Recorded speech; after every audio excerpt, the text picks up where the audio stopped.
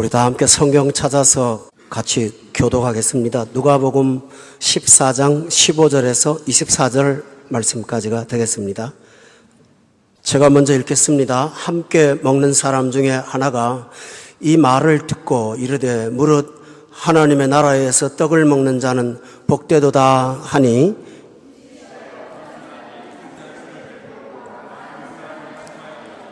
잔치할 시각에 그 청하였던 자들에게 종을 보내어 이르되 오소서 모든 것이 준비되었나이다 하매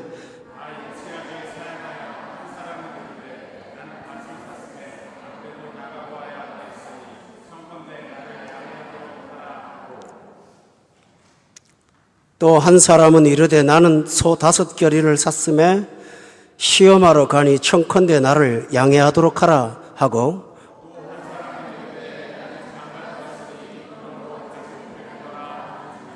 종이 돌아와 주인에게 그대로 구하니 이에 집주인이 노하여 그 종에게 이르되 빨리 시내의 거리와 골목으로 나가서 가난한 자들과 몸 불편한 자들과 맹인들과 저는 자들을 데려오라 하니라.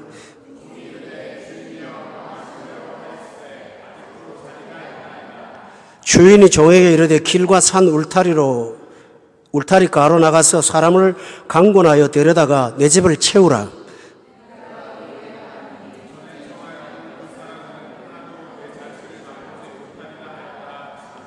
아멘. 성도 여러분, 오늘 본문 15절에 보면 어떤 사람이 하나님 나라에서 떡을 먹는 건 참 복된 거야. 이렇게 자기 혼잣말을 했어요. 그래서 예수님께서 그 이야기를 듣고 오늘 본문의 내용을 말씀을 해 주신 것입니다. 15절에 나오는 내용은 사람마다 예수님을 믿든 안 믿든 인간의 본능 속에는 지금보다 더 나은 세상, 완벽한 세상, 그 세상에 대한 그리움, 동경심, 갈망 이런 것들이 다 있습니다. 그래서 직장도 옮기기도 하고 이사도 가고 이 궁극적인 그 목적은 지금보다 더 잘 살려고 그러는 겁니다.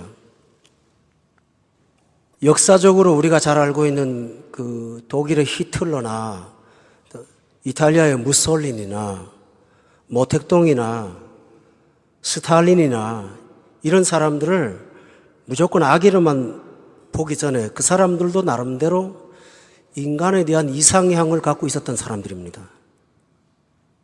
자기들이 갖고 있는 어떤 생각을 갖고 지상의 이상적인 세상을 건설하려고 했던 사람들이에요. 정치가들 중에 대통령 후보 나오는 분들 보면 재산 어느 정도 있더라고요. 돈도 있고 살 만큼 형편도 좋고 대부분 그래요. 돈 없이는 못 나오니까요. 그러니까 그분들이 돈 때문에 나왔다고 우리가 말할 수는 없어요. 야당이든 여당이든 나름대로 이 땅에 이 세상에 좋은 이상향을 한번 실현해보고 싶은 그런 자기 나름대로 좋은 욕망이 있는 거예요. 공산주의의 거두인 이론에 만든 칼 막스 같은 사람도 이 세상을 계급 없는 사회나 노동자의 천국이 되면 이상적인 세상이 될 거라고 그래서 혁명을 일으켰었습니다. 그림을 여러분이 가끔 보시겠지만 저는 개인적으로 그림을 참 잘 봅니다. 16세기와 17세기의 그 그림을 보면 조금 어려운 말로 실제와 알레고리가 한 화폭에 같이 담겨 있습니다. 현실의 그림이 있고 그 속에 이상이 있습니다. 모나리자 같은 그림을 보면 모나리자는 실제 모델인데 모나리자가 앉아있는 그 배경의 뒤를 자세히 보면 지상에서는 한 번도 보지 못한 다리가 하나 있고 그리고 뭔가 현실의 세계가 아닌 이상의 세계가 뒤에 그려져 있습니다. 16세기와 17세기에 르네상스 문화에 편승한 화폭의 그 화풍들은 대부분 이상과 현실을 동시에 화폭에다가 담고 있습니다. 그 까닭이 있습니다. 언제나 사람이 현실을 만족하지 못하고 이상세계에 대한 어떤 그리움이 있다라는 것을 보여주는 것입니다.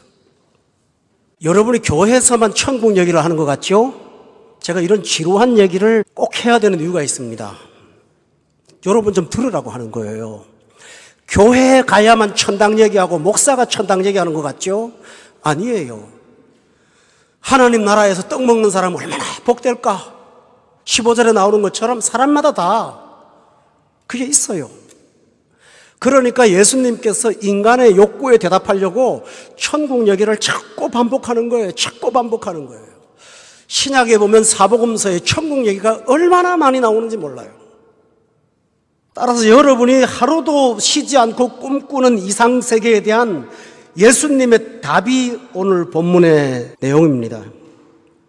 그런데 또 한편의 그림들을 보면 이 세상에 대해서 실망을 한 나머지 그림에다가 이 세상은 아비규환으로 그려놓고 가끔 화가들을 보면 하늘을 까맣게 그려놓는 화가들을 보실 거예요. 하늘이 새카매요. 빛이 하나도 없어요. 그 화가들의 마음속에는 교소가 있어요. 그게 뭐냐 하면 하나님이 어디 계시냐? 이 아비규환 같은 세상을 왜 안 돌아보는 거야? 하는 그런 불신의 저항 같은 것을 그림에다가 그려놓았습니다. 대표적인 예가 그 뭉쿠라는 사람의 화가 절규라는 거 있잖아요.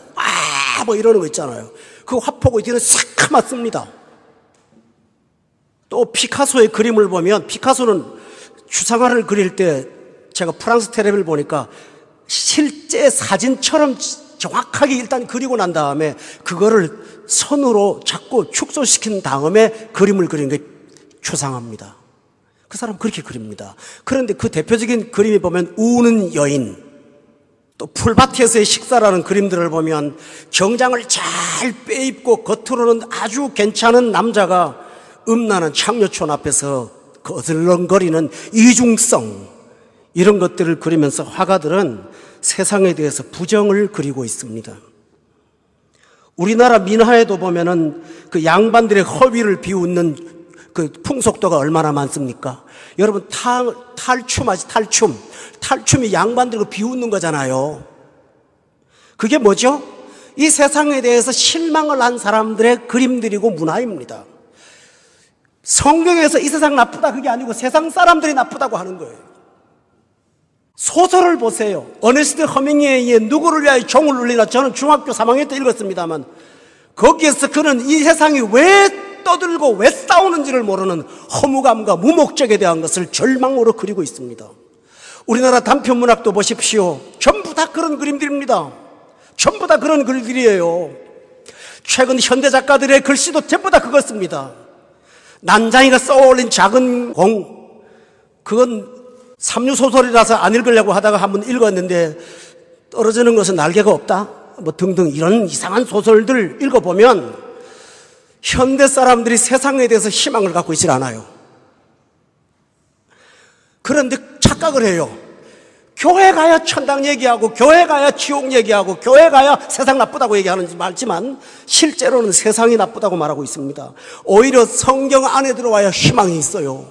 성경 안에 들어와야 소망이 있어요. 성경 안에 들어와야 해답이 있어요.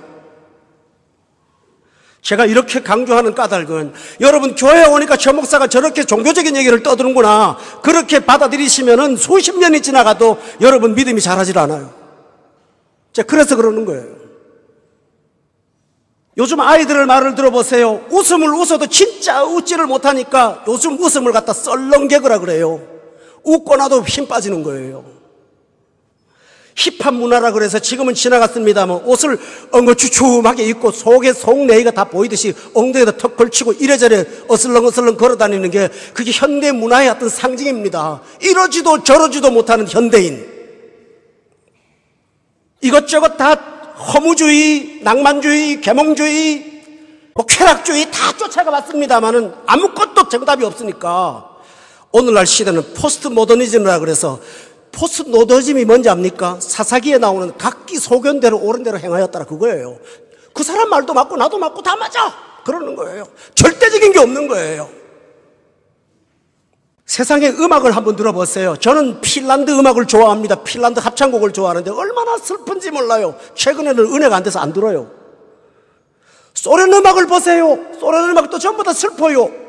여러분 영화 중에 닥터 지바고라는 영화 아시죠? 그 영화 보면 음악, 배경음악이 만돌리니까 뭐 치잖아요. 얼마나 슬픕니까? 눈 쌓인 곳에서 뭐가 썰렁하고 슬프잖아요. 그 영화 보고 행복해서 커피 한잔 합니까?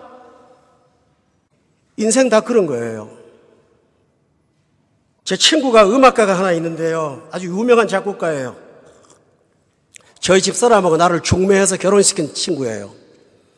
지금 캐나다에서 음대 학장을 하고 있는데요. 내가 모차르트 음악을 좋아한다고 하니까 야, 나 그거 은혜가 안 된다고. 슬프다고. 그 음악은 슬프다고. 들어봐라, 슬프지. 슬픔이 배어 있어. 그래서 멘델스존 들으라고. 그건 은혜가 된다고. 뭐 들어도 나는 은혜가 뭔지 잘 모르겠더만 그렇게 얘기를 해요. 슬프대요. 여러분 아이들의 동화 얘기를 하나 더 할게요. 동화는 전부 거짓말이에요. 이렇게 힘들었는데 이렇게 하다 보니까 행복하게 살았더래요. 그게 끝나잖아요. 근데 세상을 살아보면 절대로 행복하게 살았더래요가 계속 가는 법이 없어요. 그러니까 동화에서 전부 다 거짓말로 상상의 세계를 만들어요. 제크와 콩나무 해갖고 뭐 구름 타고 올라가서 콩나무를 타러 올라갔는데 거기 뭐 금덩이가 있어가지고 갖고 내려오는데 아주 뭐 악마가 막 달려들어갖고 얼른 쫓아 내려왔더니 뭐 그랬다. 이거 말도 안 되는 얘기들이에요, 사실은요. 여러분들 자녀들 키우시려고 비싼 돈 줘가지고 그 비싼 그림 사지 말고 성경 읽히세요. 성경은 사실이에요. 집집마다 막 그 가짜 책들을 도배를 쫙 해놨는데 그래놓고 아이들을 위해서 교육을 잘하는 부모처럼 하시지만 여러분 현대 출판 사람들한테 속고 있는 거예요, 그거요. 제가 무식한 목사로서 이렇게 말한다면 할 말이 없지만 제가 읽을 거 다 읽었거든요. 다라고 말하면 너무 과장된 것 같은가요? 실제로 거의 다 했거든요. 문제는 이 세상의 이상향을 찾았다고 해도 사람은 문제입니다. 왜 그럴까요? 자기가 문제인데, 자기가 문제를 갖고 있는데 어디 가서 이상의 세계를 찾겠습니까? 어떤 신자가 목사님 완벽하고 이상적인 교회를 하나 소개해 주세요. 그러면 제가 만족하고 교회를 다닐게요. 그 목사님 하는 말이 네, 그런 교회가 있을 수는 없을 것 같아요. 만일에 있다면 당신은 가지 마세요. 당신 때문에 이상이 깨집니다. 라고 했답니다. 사람들은 문제가 저쪽에 있고 나는 문제가 없다고 생각을 하는 거예요. 그렇지만 내가 문제를 갖고 있다는 사실을 성경은 말합니다. 대표적인 예를 들어볼까요? 어느 날 아침에 11번 도로까지 차를 몰고 나갔는데 차가 너무 많이 막혀요. 집에다 전화를 합니다. 여보, 차가 너무 많이 막혔어. 차가 웬 놈의 차가 이렇게 많이 나와. 자기가 거기 나온 거예요. 자기가 거기 나와서 트래픽을 만든 거예요. 자기 차가 거기 있는 거예요. 어떤 사람은 자기 혼자 타고 다니면서 뭐라고 한답니까? 이렇게 바쁜데 차를 전부 다 혼자 타고 다니네. 당신도 혼자 타고 다니거든요. 그래서 레오나르도 코헨이라는 사람은 인간을 이렇게 말합니다. 전깃줄 위에 참새처럼 깊은 감 고성방가 대열에 끼인 주정뱅이처럼 나는 내 방식대로 자유롭고자 했다. 그러나 그건 내가 노래를 부르는 삶일 뿐이야. 실제의 내 삶은 노래와는 같지 않아. 니체가 뭐라고 하는지 압니까? 사람은 지구라는 방에 껍질에 붙어있는 해충에 불과해. 니체라는 사람이 뭐라고 하는지 압니까? 신은 죽었다 그랬잖아요. 어떤 사람이 화장실에다가 니체 써놓고 신은 죽었다. 그러니까 그 밑에다가 그 다음날 청소하는 아줌마가 니체 넌 죽었다. 왠지 압니까? 거기다 낙서를 해놨으니까. 따라서 성도 여러분, 제가 이것까지 말한 까닭은 이 세상이 천국을 더 기다려요. 사모해요. 근데 문제는 뭐냐 하면 지상에 천국을 만들 수 있다고 엄청난 착각 속에 빠져서 하는 거예요. 장소를 옮기면 더 좋을 거야. 새로운 곳에 가면 내 인생이 업그레이드 될 거야. 내 소망이 이루어질 거야. 우리는 항상 그 신기루를 쫓아서 살아가고 있습니다. 야곱이 깊은 밤에 들판을 걸어가다가 내가 살 수 있는 안전한 장소가 어디일까 걸어가다가 베델이라는 곳에 잠이 들었습니다. 그때 꿈에 하나님이 사다리를 내려주고 그 위에 천사가 올라갔다 내려갔다 하는 것을 보면서 야곱은 이상과 아름다운 세상은 다른 곳에 있는 것이 아니라 여기가 하나님의 집이요, 여기가 하나님의 전이라는 사실을 깨달았습니다. 그래서 그는 그곳을 벳엘, 하나님의 집이라고 이름을 지었습니다. 신자 여러분, 하나님의 나라는, 여러분이 그렇게 말하는 천국과 이상향은 어디에 있을까요? 그것은 어디에 자리 잡은 것이 아니라 본문 16절에 보면 어떤 사람이 베풀어 놓은 잔치라고 말합니다. 여러분이 14장 16절에 이르시되 어떤 사람이 큰 잔치를 베풀었다고 되어 있습니다. 여기서 어떤 사람은 누구일까요? 하나님입니다. 하나님이 천국이 어떤 것일까요? 잔치를 베푼 동네입니다. 천국은 잔치입니다. 하나님이 우리를 위해서 잔치를 베풀어 놓았습니다. 그리고 이 잔치에는 귀한 게 하나 있습니다. 16절에 보니까 다 같이 읽어봅시다. 시작. 큰 잔치를 베풀고 많은 사람을 청했습니다. 하나님은 초청했습니다. 잔치를 만들어 놓고, 다른 말로 하면 구원을 만들어 놓고 한 사람 한 사람을 정중하게 초대했습니다. 이것을 성경의 말할 때 전문 용어로는 선택했다, 예정했다, 그런 뜻입니다. 그리고 17절에 보면 잔치할 시각에 그 청하였던 자들을 보내어 오소서라고 했습니다. 이것은 무슨 뜻입니까? 신학적인 용어로 부르심이라고 합니다. 유효적 부르심. 하나님께서 어느 날 내가 태어나기 전에 나를 선택해서 초청장을 보내신 다음에 내 인생의 어느 날 나를 향하여 초대장을 다시 보내시면서 이제는 오라고, 잔치할 시간이 되었다고 예정하시고 선택하시고 우리를 유효적으로 부르신 것입니다. 이것이 바로 천국입니다. 그런데 그 천국은 소수가 아닙니다. 본문 16절에 보면 많은 사람을 청했습니다.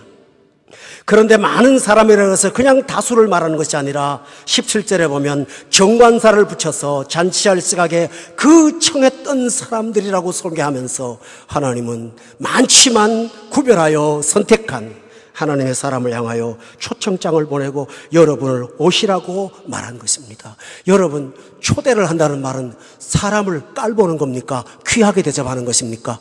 귀하게 대접하는 거죠. 주님이 우리를 귀하게 보신 것입니다. 온갖 좋은 선물, 기쁨 다 준비하고 여러분을 정중하게 이 자리에 초대한 것, 이것이 하나님의 부르심입니다. 그런데 여러분이 잘 들어보세요. 하나님께서 초대할 때 초청장 하나 인쇄해서 보내는 정도의 수고를 하셨을까요? 아닙니다. 하나님의 초대를 받고 올 수 있다면 하나님과 나 사이에 가로막힌 담을 헐어야 되기 때문에 초청장을 보내신 다음에 올 수 있도록 십자가를 지셔서 스스로 죽으시고 우리가 올 수 있는 길을 열어 놓으셨습니다. 이것이 하나님 하신 일입니다. 따라서 우리가 할 일은 딱 하나밖에 없습니다. 한번 따라합시다. 순종하는 것. 부름에 응하는 거예요. 오늘 본문에서 아무것도 요구하지 않아요. 초대에 응해서 오라고 하면 오는 거예요. 그런데 오늘 본문에 보면 큰 슬픔이 하나 있습니다. 18절에 보면 다 일치하게 뭐 했다고 그랬나요? 사양했습니다. 이 귀한 초대를 받아들이지 않았습니다. 무엇 때문에? 천국을 그토록 그리워하면서 진짜 천국을 만들어 놓고 불러주시는 하나님을 거부합니까? 그것은 문제가 있습니다. 오늘 본문 18절에 보니까 한 사람은 나는 밭을 샀으니 나가봐야겠다고 말합니다. 19절에 보면 나는 소 5마리를 샀는데 테스트를 해야겠다고 합니다. 20절에 보면 나는 장가를 들었으니 그러므로 가지를 못하겠다고 말을 합니다. 이 세 개의 공통점은 무엇입니까? 선과 악으로 구분한다면 구분이 안 됩니다. 밭 산 게 나쁜 겁니까? 나쁜 거 아닙니다. 장가 든 거 나쁜 겁니까? 안 된 게 나쁜 겁니다. 성경에서 독초하는 게 좋지 못하다 그랬으니까 가야 됩니다. 또 소를 사가지고 테스트하는 나쁜 겁니까? 농사 지으려면 필요합니다. 여러분 잘 들어보세요. 이게 문제입니다. 그것 때문에 당신의 초대를 받아들일 수 없다는 거예요. 여기서 무슨 문제가 있습니까? 그들은 주님이 부르는 천국의 가치를 모르고 오늘 일상생활, 그것이 더 우선순위가 되어 있습니다.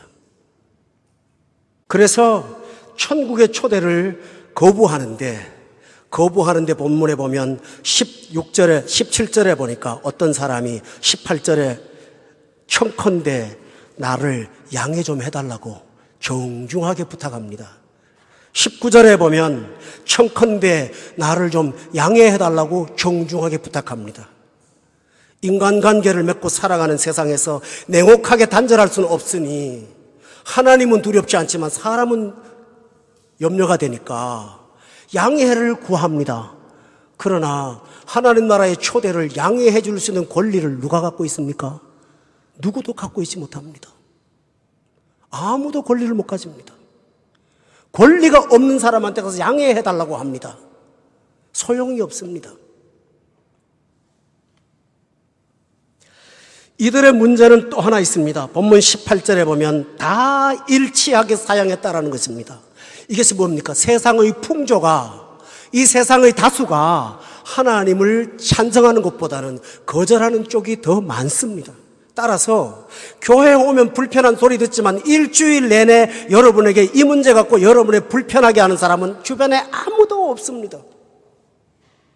따라서 교회 가면 불편하지만 바깥에서는 전혀 불편하지 않습니다. 세상이 하는 대로 다 따라하는 것이니 양심의 가책이나 죄의식이나 죄책감 같은 것은 있을 수가 없습니다. 일이 바쁜데 그것이 뭐가 잘못이란 말입니까? 세상 사람 다 그러고 사는데 나한테만 왜 그럽니까? 등등입니다. 일치하게 사양하면서 양해를 해달라고 하지만 20절에 보면 어떤 사람은 나는 장가 들었으니 그러므로 못 가겠다고 큰소리 떵떵 칩니다. 왜 그럴까요? 이게 얼마나 중요한 일인데 나한테 이걸 버리고 차선을 두고 뛰어가라는 말인가? 그는 그렇게 말하고 있습니다. 그러나 그들의 문제를 자세히 보면 이것이 인생을 살아가면서 있어서 아주 긴급한 문제가 아니라는 사실입니다. 여러분 18절을 한번 다시 보세요.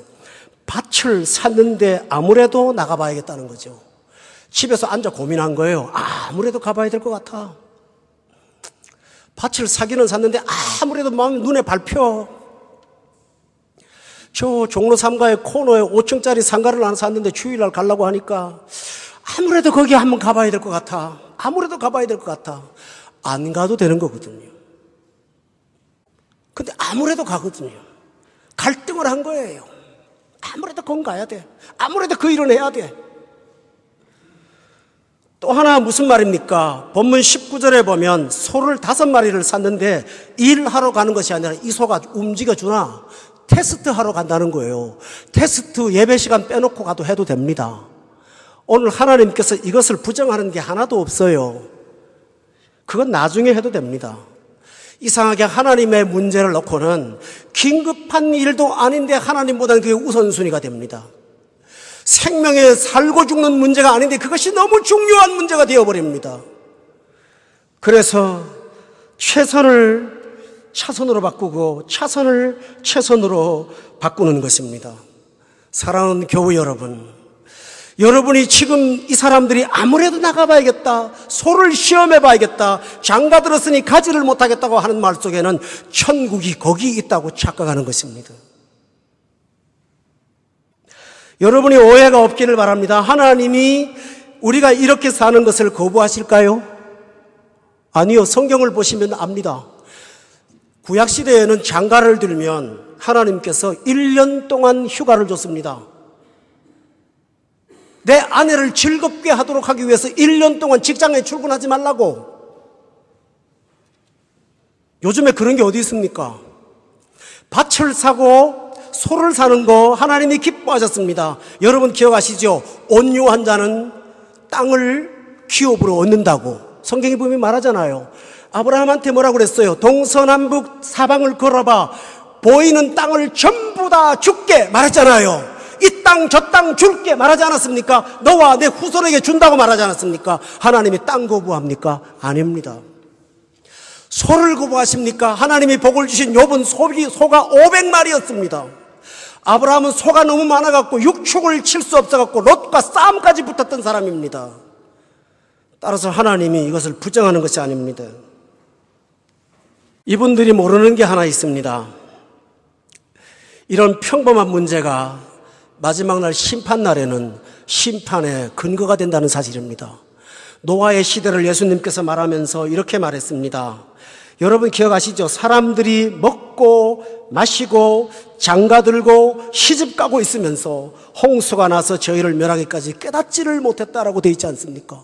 그들은 일상생활에 빠져서 종말을 스스로 자취하고 말았습니다. 성도 여러분, 또 하나 있습니다. 이렇게 일상생활에 분주해서 하나님을 차선에 두는 사람들을 성경 21절에 보면 종이 돌아와 주인에게 그대로 고하니 이에 집주인이 그 다음에 뭐 했다고 그랬나요? 노했다고 그랬어요. 하나님께서 진노를 한다는 사실을 몰라요. 여러분 한번 상식적으로 생각해 보세요. 여러분이 올 거를 준비해서 장을 보고 여러분을 초대하고 준비하고 모시고 다 그랬어요. 어디 큰 잔치를 벌였다고 가정합시다. 초대장을 보냈습니다. 그런데 시간에 대해서 오질 않아요. 초대한 사람들의 마음을 한번 생각해 보십시오. 그러나 그 정도가 아니에요. 하나님이 준비한 모든 것들을 거절해 버리고 살 때 하나님은 진노하세요. 더 심각한 문제는 본문에 보면 진노로 끝나는 것이 아닙니다. 여기 본문 말씀에 23절입니다. 다 같이 한번 읽어봅시다. 23절 시작.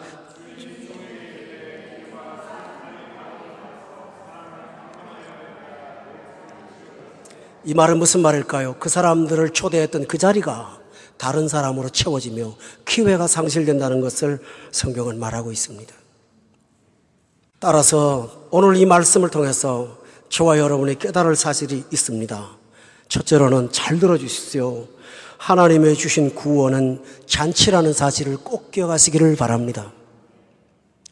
예수님께서 제자들을 데리고 가장 먼저 찾아갔던 집이 어딘지 아십니까? 잔치집이었다는 사실을 기억하세요. 하나님의 나라는 구원은 잔치입니다. 이 잔치는 어떤 잔치냐 하면 본문 말씀에 보면 17절에 보세요. 거기 끝에 보면 이 잔치는 모든 것이 준비되어 있는 잔치라고 했어요. 여러분이 원하는 거 다 거기에 있어요. 생명 그 안에 있어요. 희망 그 안에 있어요. 소망 그 안에 있어요. 기쁨 그 안에 있어요. 용기 그 안에 있어요. 인간대로 사는 것 그 안에 다 있어요. 이게 다 준비된 거예요.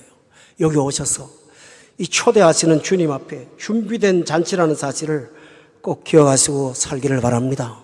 여러분 성경에 보면 이 잔치에는 죄사함이 있고 보호가 있고 능력이 있고 삶의 방향이 있고 목적이 있고 기쁨이 있고 영광이 있어요. 그 나라의 주님께서 여러분을 불러주셨다는 사실을 기억하세요.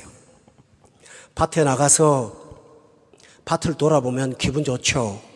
저녁에 들어와서 내가 산 땅을 한번 자로 재보니까 너무 커. 잘 때도 밥을 안 먹어도 배부를 수 있죠. 그러나 하루 이틀 시간이 지나가면 그 기쁨은 치돌아가기 시작합니다. 그러나 하늘의 땅을 소유한 자는 날마다 더 기쁠 수가 있습니다. 소를 5마리 샀는데요.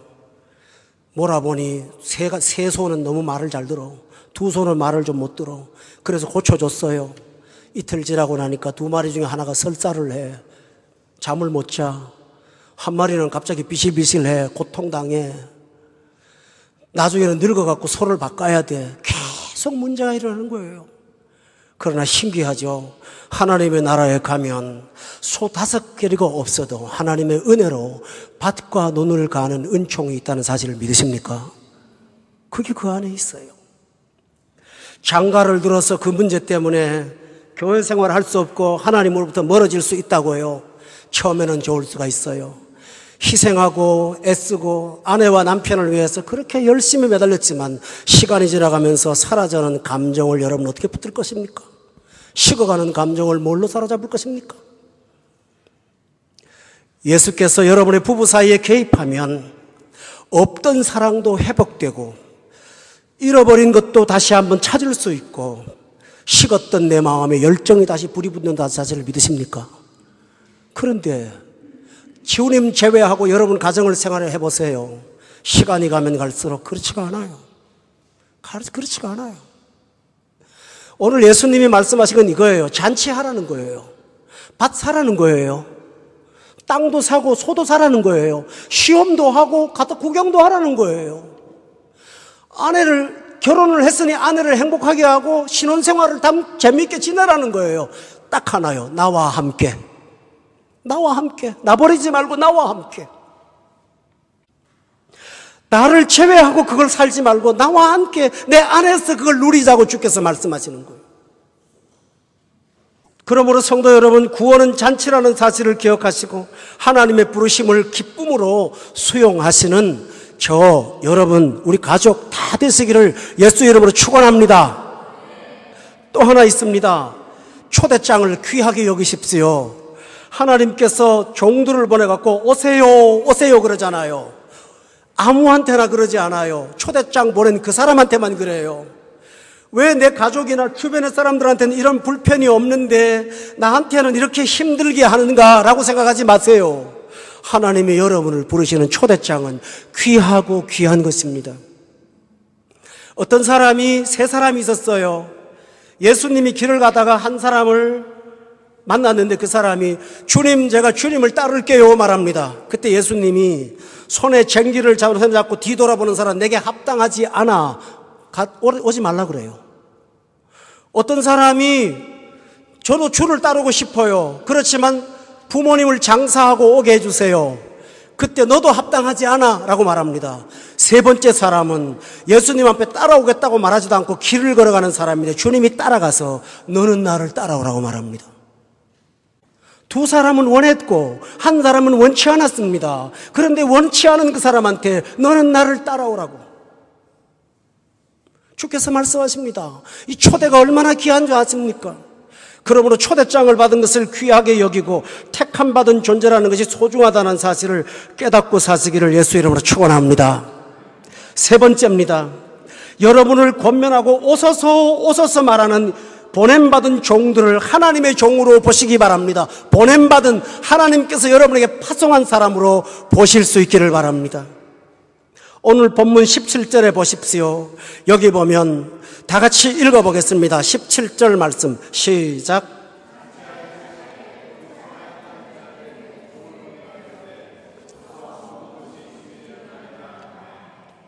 여기 보면 종을 그 다음에 뭐 했다고 그랬나요?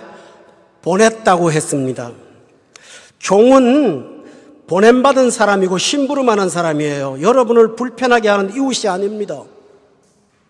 어떤 사람이 여러분에게 교회를 나오기를 강요하거나 부담을 줄 때 그 사람이 불편해서 마음이 안 좋을 수가 있습니다만은 그게 아니에요. 하나님이 그 사람을 여러분에게 보내신 것입니다. 믿습니까? 보낸 거예요. 여러분한테 강요를 하니까 어떤 분은 그렇게 말합니다. 신앙은 자유인데 왜 자꾸 강요하냐고요. 좀 놔둬보라고요. 때가 되면 온다고요. 지금 아무리 그래봐야 소용없다고요. 왜 당신 나한테 강요합니까? 라고 말합니다. 그러나 성경 말씀 23절에 보세요. 강요하고 싶어서 합니까? 23절에 보면 주인이 종에게 말합니다. 길과 산 울타리가로 가서 사람을 강권하여 데려다가 내 집을 채우라고 말했어요. 강하게 권하라고요. 강하게 권하는 사람들이 동네 다니면서 전부 다 강하게 권합니까? 그렇지 않아요. 요즘 말로 피일이 꽂히는 사람이 있습니다. 다시 말하면 하나님이 그 사람한테 보내는 거예요. 그 사람 앞에 가면 말을 안 할 수가 없고요. 그 사람 앞에 가면 자꾸 말하게 되고요. 그 사람 앞에 가면 자꾸 강요하게 되거든요. 그 사람 성격이 아니에요. 하나님께서 그를 보내서 강권하게 하셨기 때문에 성령이 주는 부담감을 감당을 못하는 겁니다. 맞습니까? 성령이 주는 부담감이 있는 거예요. 저는 카톡으로 가끔 옛날 친구들이 메시지를 올라올 때마다 그 메시지를 보면서 제 마음에 강건함이 일어나요. 강요가 일어나요. 그러지 말고 좀 교회 좀 다니라고. 그런데 재미있는 것은요, 재미있는 게 아니라 슬픈 거지요. 말하다 결론적으로 교회 좀 다니라고 말하면 그 다음날부터 카톡 안 합니다. 잠수 타더라고요. 성도들 중에도 마찬가지예요. 신앙생활 좀 느슨하게 하는 분들한테 말할 때는 얼마나 조심스러운지 몰라요. 관계가 끊어져 버리니까요. 그러나 성도 여러분, 오해하지 말길 바랍니다. 목사나 어떤 성도가 여러분을 강권하는 게 아니에요. 하나님께서 강제로 권하라고 성령이 부담을 줘서 못 견뎌요. 여러분은 어떨지 몰라요. 여러분에게 마음이 꽂힌 어떤 성도, 집사 한 분은 잠을 자도 그분 생각, 밥을 먹어도 그분 생각, 내가 이래도 되는가? 어디 가서 놀러 가서 커피 한 잔 먹으면서도 앉아갖고 내가 지금 이렇게 왜 일할 시간이야? 성령이 주는 양심의 고통, 거룩한 고통으로 힘들어하고 있다는 사실을 여러분 아십니까? 여러분이 정말 뜨거운 사람 한번 돼보세요. 그 부담감에 시달리게 됩니다. 할렐루야. 나 이름 내려고 전도합니까? 아니에요. 나 잘났다고 전도합니까? 아니에요. 성령이 주는 부담감이 있다고요. 그 부담감 때문에 못 견딘다고요. 오늘 이 말씀을 기억하신다면 성도 여러분, 종은 고난이 없다는 사실을 기억하세요. 저 사람 하나님이 나한테 보낸 거구나. 아멘이세요? 그렇게 믿기를 바랍니다. 어떤 글에 보니까 목사님 한 분이 그러셨더군요. 당신을 방치하는, 이 글을 쓰신 분은 이동원 목사님이세요. 아주 부드럽고 좋은 분이세요. 그 목사님은 설교를 얼마나 부드럽게 하는지 몰라요. 근데 그 목사님이 뭐라고 그랬냐면요, 당신을 방치하는 방관자보다 차라리 광신자가 되십시오라고 말했어요. 영혼을 구원하는.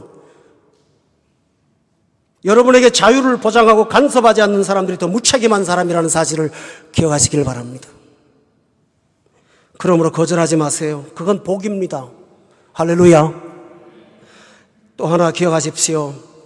여러분이 구원받을 수 없는 사람인데 막차를 탔다는 사실을 기억하시기 바랍니다.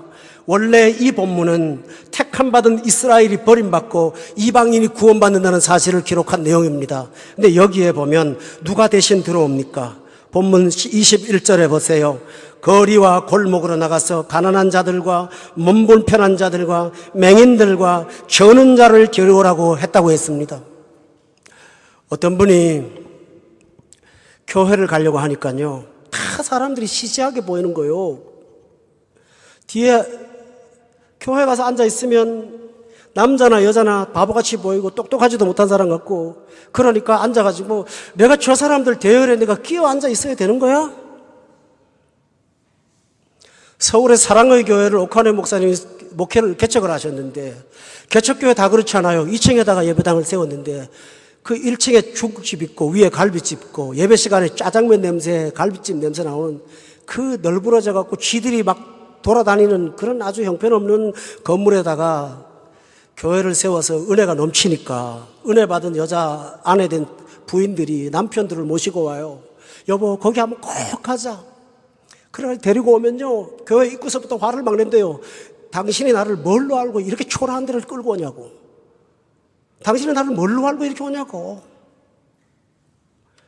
그러나 은혜를 받고 보면 내가 뭘로 아는 게 아니라 내가 맹인이었고, 내가 저는 자였고, 내가 불편한 사람이었고, 내가 병든 자라는 사실을 깨닫게 됩니다. 할렐루야.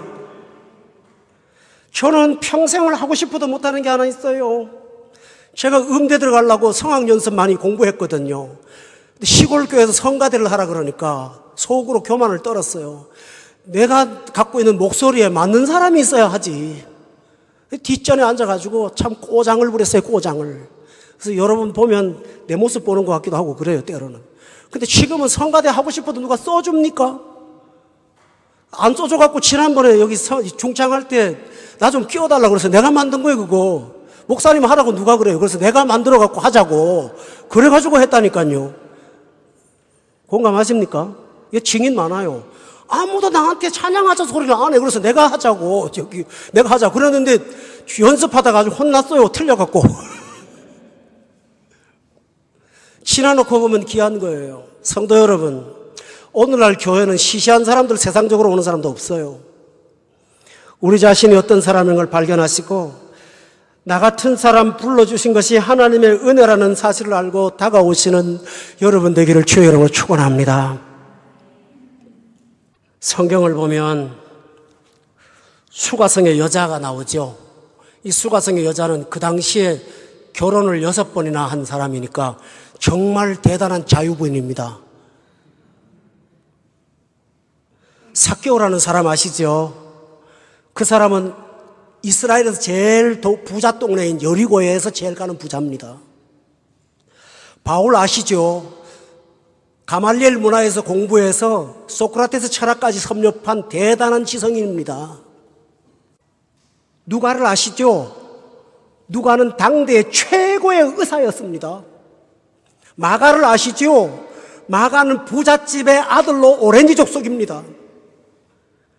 그런데 그들이 예수님을 만났습니다. 만나고 나온 다음에 사람들이 바뀝니다. 수가성 여자가, 그렇게 자유로웠던 여자가 말 한마디 듣고 동네에 뛰어들어가서 변화됩니다. 삭개오가 예수님을 만나자마자 집안에 들어와서 너무 좋아서 주님을 찬양합니다. 바울이 예수님을 만나고 난 다음에 그는 말하기를 지난날의 세월들을 전부 다 똥같이 버렸다고 말합니다. 누가가 예수님을 만나고 나니까 일생 동안을 자기 이름을 뒤에 놓고 바울을 따라다니면서 평생 동안 동역자로 숨은 이인자로 살아갑니다. 마가가 은혜를 받고 나니까 자기의 다락방을 제공하면서 하나님의 나라를 태동시키는 위대한 사람이 됩니다. 성도 여러분, 여기서 뭘 느낍니까? 그들은 천국을 맛본 사람들입니다. 천국을 맛봤기 때문에 그게 가능한 것입니다. 오늘 본문의 말씀을 보면 본문 15절에 떡을 먹는 사람은 복되다고 자기들이 자조하지 않았습니까? 그러나 24절에 보면 끝에 이렇게 말합니다. 내가 너에게 말하노니 전에 청하였던 그 사람들은 하나도 내 잔치의 맛을 보지 못하는 사람들이 있다고 했습니다. 성도 여러분, 결론을 내리겠습니다. 교회는 오셨지만 천국은 알지만 맛을 보지 못한 사람들이 있고, 아직도 천국을 지식으로만 아는 사람도 있고 맛을 보고 사는 사람도 있습니다. 여러분은 누구입니까? 천국의 맛을 보십시오. 그러면 쓸데없는 우상을 따라가지 않습니다. 헛된 시간을 낭비하지 않습니다. 허무하게 낭비하지 않습니다. 참다운 맛을 보면 바울처럼 변화될 것이고 마가처럼 변화될 것이고 베드로처럼 변화될 줄로 믿습니다. 이런 은혜가 여러분에게 있으시기를 예수 이름으로 축원합니다. 기도하겠습니다. 아버지 하나님, 이 귀한 말씀 강단에서 전할 수 있는 기회를 주시고 성도들이 은혜로 받게 하심을 하나님 앞에 감사합니다. 혹시 설교 말씀 듣다가 마음에 걸려서 저거 내 말하는 거 아니야 라고 말하지 말고 하나님의 음성으로 듣는 겸허한 마음을 성령님 허락해 주시옵소서. 아버지 하나님, 천국의 맛을 보지 못한 성도들이기 때문에 하나님의 나라를 귀하게 여기지 못하는 부분 없잖아 있습니다. 주님, 바울처럼 맛보게 하시고 베드로처럼 맛보게 하시고 마가처럼 맛보고 사는 귀한 성도들 다 되게 하여 주시옵소서. 예수님 이름으로 기도드렸사옵나이다. 아멘.